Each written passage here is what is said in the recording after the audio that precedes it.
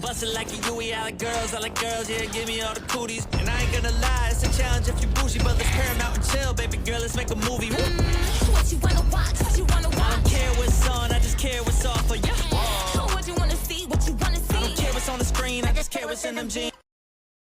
The Razor Crest is still in one piece in this scene. Yes, I'm sending the show because it will eventually blow up this beautiful beast, and I know you feel that pain too. What? So you're sending the show for eventually destroying Mando's Razor Crest? That's stupid.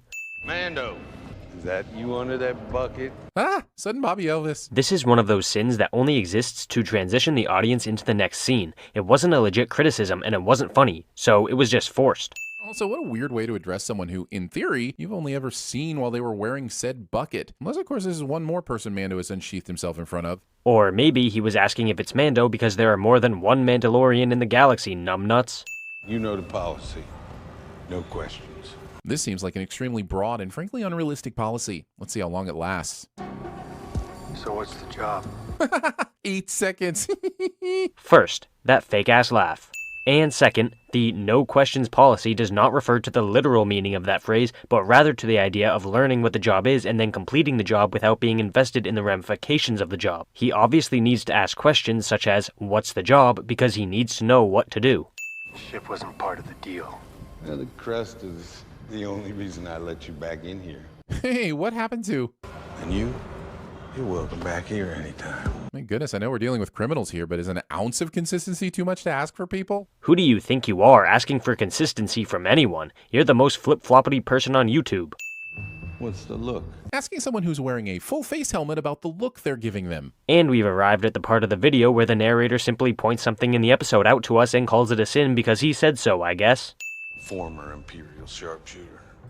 That's not saying much. I wasn't a stormtrooper, wise ass. Wait, so it's known in-universe that stormtroopers can't hit the broadside of a bantha, and yet they're still being used? No. The Empire has already been dismantled at this point in the timeline, so they're not being used officially. Also, you're one of those people who actually thinks stormtroopers have terrible aim. I know it's basically a meme at this point, and I myself have joked about it before, but stormtroopers are actually very accurate and deadly units. We just don't see that in the movies and the shows for the most part. I can't believe that thing can fly. It's like a Canto-Bite slot machine. How does that look anything like a slot machine? Nice try, Aaron, but he actually said a Canto-Bite slot machine, which looks like this. Obviously, it doesn't look exactly like the Razor Crest, but it does look somewhat similar to the cockpit. Hello, Mando. Shion. One member of the team is a woman who has a long history with the protagonist, cliché. For the 100th time, that's not a cliché. This is shiny. Invading a Mandalorian's personal space and touching their armor with your blade without explicit consent. Yet again, Discount Jeremy is simply saying what happens in the show and calling it a sin. And it's not funny, it's just annoying.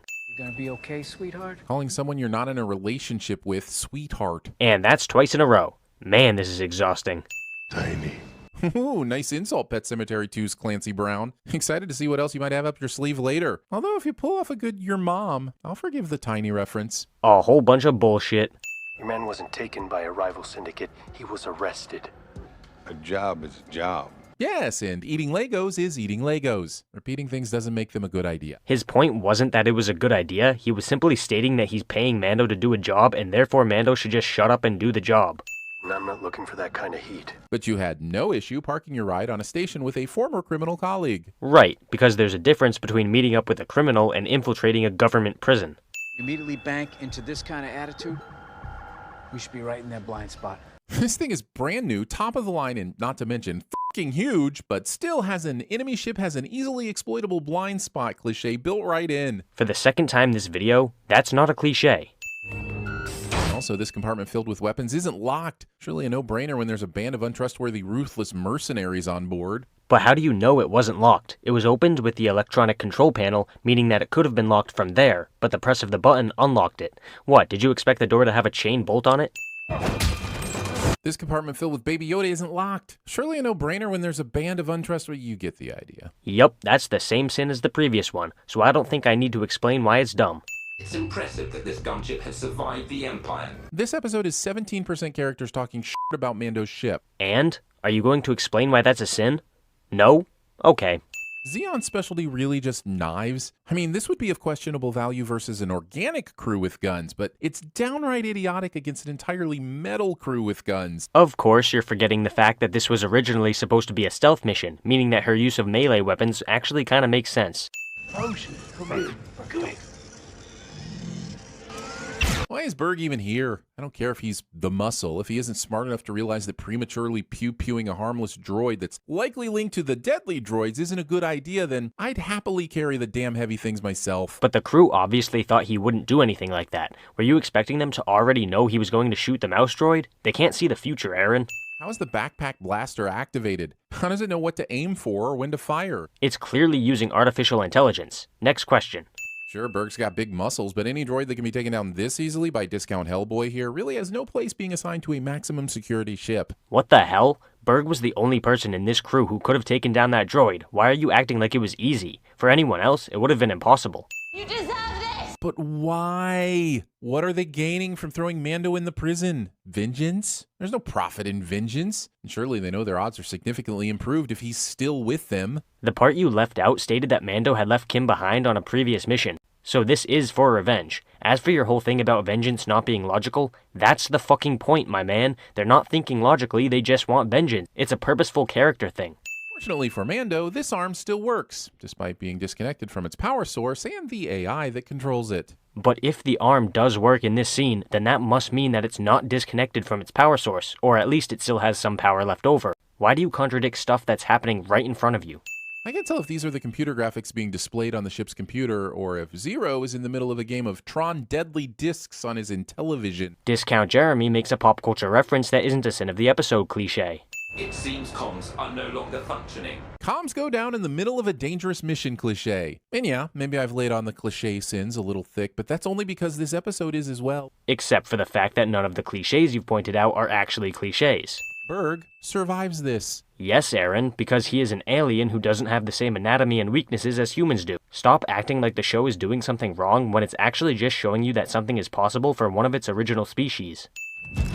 These look like the same droids from earlier, so why are they going down so much easier this time around? As you can see in this shot, these droids are taking headshots as opposed to being hit in the body. If you would actually pay attention, you'd understand this.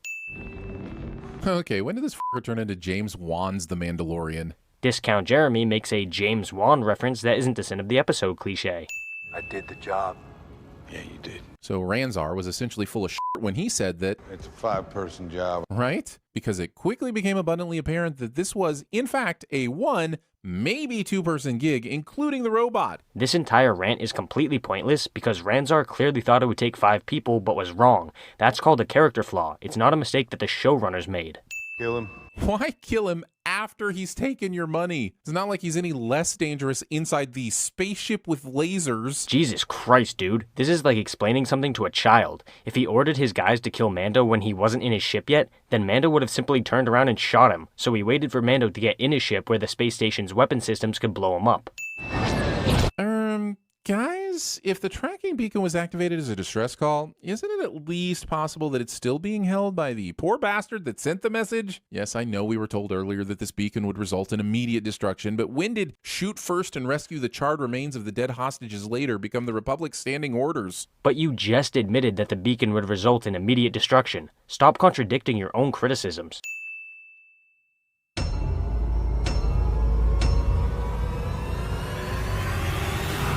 Blast out of my face, Mando. I can't do that. Get that blaster out of my face, Mando!